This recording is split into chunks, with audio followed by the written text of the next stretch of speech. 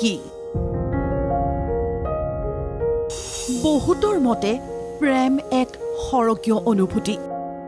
প্ৰেমে নোহোৱা কৰিব পাৰে মৃত্যুৰ ভয়ও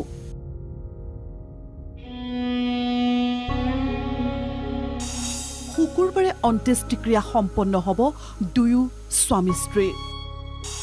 প্ৰেম হৈছে মৰম ভালপোৱা বিশ্বাস আৰু প্ৰতিশ্ৰুতি এনে নিৰ্ভেজাল প্ৰেমৰে যেন সাক্ষী হৈ ৰল এখন হাস্পতালৰ এটা বিশেষ কোঠা কোঠাটোৰ ভিতৰত মৃত্যুৰ সৈতে যুঁজি আছিল এগৰাকী পত্নী স্বামীৰ নিস্বাৰ্থ মৰম ভালপোৱাই দুৰাৰোগ্য ৰোগত আক্ৰান্ত পত্নীক মৃত্যুই যেন কাঢ়ি নিব পৰা নাছিল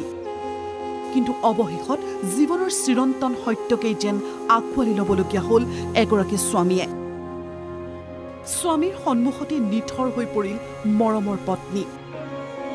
এই কাহিনী শিলাদিত্য চেতিয়া আৰু আগমনী বৰবৰাৰ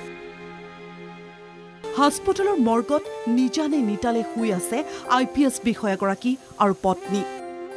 পিয়লি 4:24 মৃত্যু হৈছিল আগমনী বৰবৰাৰ দীৰ্ঘদিনে কৰ্কট ৰোগত আক্ৰান্ত হৈ আছিল আগমনী পত্নীৰ অসুস্থতাৰ খবৰ পোহৰলৈ অহাৰ পিছৰে পৰা ছুটিত আছিল অসম চৰকাৰৰ গৃহ আৰু ৰাজনৈতিক বিভাগৰ সচিব তথা IPS বিষয়া শিলাদিত্য চেতিয়া পত্নীৰ মৃত্যুৰ পাছত মৃতদেহৰ কাষতে আছিল শিলাদিত্য কাষতে থকা চিকিৎসক কৰ্মচাৰীক অলপ সময় বাহিৰলৈ যাবলৈ অনুৰোধ কৰিছিল শিলাদিত্যই মই প্ৰাৰ্থনা কৰিম চিকিৎসক কৰ্মচাৰী কোঠাৰ পৰা ওলাই যোৱাৰ পিছতেই ইফালে সিফালে চাইছিল শিলাদিত্য চেতিয়াই পত্নীৰ মৃত্যুৰ পাছত একমাত্ৰ সংগী পকেটত থকা সাৰ্ভিস ৰিভলভাৰটো উলিয়াই লৈছিল IPS বিষয়াগৰাকীয়ে আৰু তাৰ পাছতেই গুলিৰ শব্দ হিয়া 4:34 ঘটনা 4:30 বজাত তেওঁৰ পত্নী ঢুকাল আৰু ঠিক তাৰ পিছতে তেখেতে সেই যিটো আছুতীয়া ৰুম আছিলে তাতে তেওঁ একেলগে অলপ পিছত আহি পোৱাৰ পিছতে আমাৰ তাত যি ডিউটিত ডক্টৰ বা চিষ্টাৰ আছিল তেওঁলোকক ক'লে বোলে যে কি মই অলপমান প্ৰাৰ্থনা কৰিম গতিকে আপোনালোক অলপমান বাহিৰত যাওক সেইমতে আমাৰ ডক্টৰ চিষ্টাৰখিনি বাহিৰলৈ যোৱাৰ পিছতে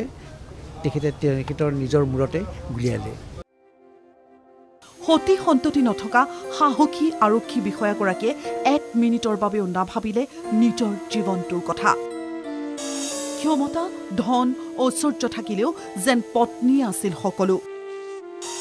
জীৱনৰ আদবাটত লগ পোৱা পত্নীৰ প্ৰেমৰ চূড়ান্ত নিদৰ্শন দাঙি ধৰিলে স্বামী শিলাদিত্য চেতিয়াই